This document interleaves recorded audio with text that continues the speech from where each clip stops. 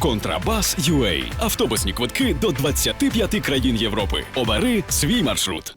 10 травня він назвав саме тому, що коли не вдасться захопити до 9 травня, щоб просто потім зняти з себе ось цю відповідальність, як ми говоримо?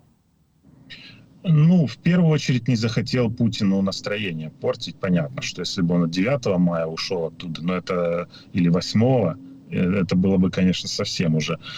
Хотя я не исключаю, что он действительно может просто играть в какую-то игру, и сказать, вот смотрите, мне дали снаряды, и мы там еще на 100 метров продвинулись. Я самый эффективный на этой войне военачальник, потому что нигде больше российская армия не продвигает. Только я могу продвигать, но давайте мне бабла кучу, и давайте мне кучу всяких боеприпасов, и дайте мне возможность снова грести заключенных. Вот примерно в эту игру он тоже может играть.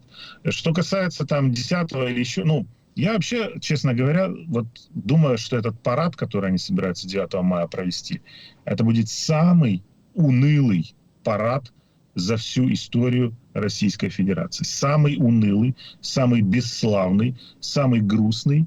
И там будет многим страшно. Да, мы видим уже, какие меры безопасности в России. Там уже метро позакрывали, уже GPS там глушат в центре Москвы. Каршеринг запрещен. Ну, не дай бог, кто-то там машину возьмет в аренду, ее напичкает чем-то, да. То есть там беспрецедентные меры безопасности. Я не знаю, помогут они, не помогут, но это липкий страх. Это страх, вот докатились, да, может, это избитая фраза, что сейчас вот там Украина на колени пойдет, и с цветами к нам побегут, до того, что все ли меры безопасности в центре России, в Москве, на Красной площади на 9 мая были учтены.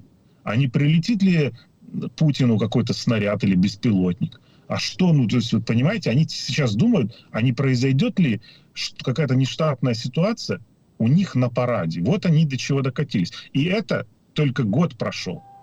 Так. До речі, аналітики Інституту вивчення війни теж зауважують, вони спершу говорили, що ця атака безпілотника буцімто на вежу Кремля, в чому Кремль звинувачував Україну, Вашингтон, англосаксів, це ми напередодні обговорювали. Спершу в Інституті вивчення війни зауважили, що це, мовляв, було зроблено для того, аби була ширша мобілізація. Так, тепер вони виходять з іншою заявою, стверджують, що цей удар Росія, Кремль використає, щоб збільшити кількість скасувань цих парадів до Дня перемоги. Нагадаю, що вже більш ніж 20 міст вони скасовані. Чи погоджуєтеся ви, Борисе, що може так бути використана ця історія для того, аби дійсно поскасовувати ці паради, бо і святкувати нема чого, і дійсно острах дедалі більший?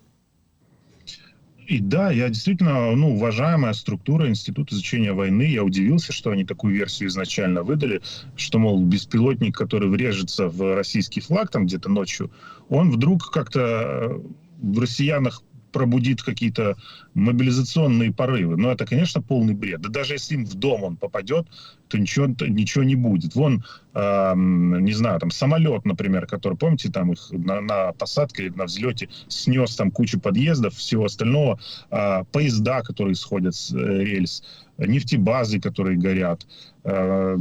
Ну, то есть это ничего, это наоборот, это сделает для россиян обратный эффект производит, потому что как это так? Они все ближе и ближе, эти проклятые англосаксы с укронацистами, мы с вами, то есть, да, а нас зовут воевать, а ситуация хуже становится. Конечно, это никак не пробудит. Ну, а насчет сокращений парадных каких-то, да, мы, кстати, с вами эту версию выдвинули еще до этого. Я думаю, что авиации будет гораздо меньше. Может, ее вообще не будет. Именно вот этой части парада, которая воздушная.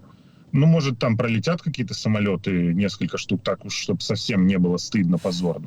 Но на этом все закончится. Поэтому что Путина не выведут? Выведут, конечно, у него же двойники есть.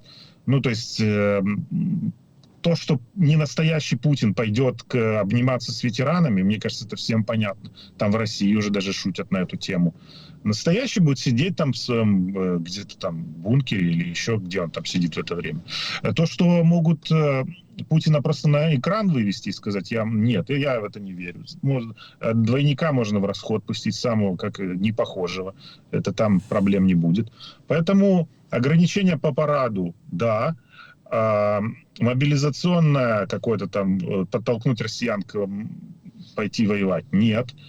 Рассказать всему миру, смотрите, кстати, заметили, как всякие консервы, да и не только консервы, например, как Орбан начал говорить, что это Украина, нельзя так делать, атаковать российский Кремль. Ну, то есть понятная история, что кое-где эта история сработала.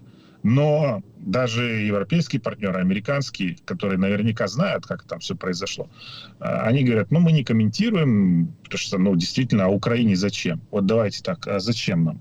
Просто показать, что там мы где-то что-то можем поднять и подорвать флаг российский, ну, это бред полный. Россия отбитая полностью, они будут орать и верещать про удары возмездия, и они запустят все, что у них там останется, могут запустить.